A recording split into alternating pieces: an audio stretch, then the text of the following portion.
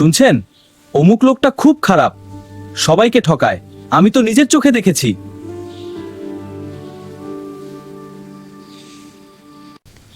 বাবা, প্রমাণ ছাড়া কারো বদনাম করো না। গীবত আগুনের মতো, আগে নিজের আমল পুরায়।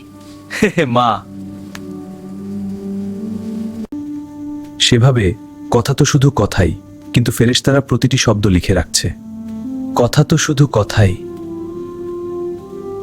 মোচ্চাব্বি, সে দেখে তার জিহ্বা আগুনে জ্বলছে। মানুষের সম্মান নষ্ট করেছ, আজ নিজের সম্মান হারাচ্ছ। এটা কি সতর্কবার্তা? আমি কি সত্যিই এত বড় গুনাহ করেছি?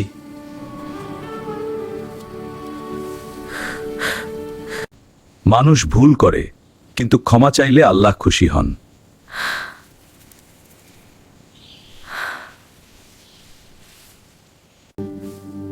ভাই, আমি আপনার নামে ভুল কথা বলেছি, আমাকে মাফ করে দিন।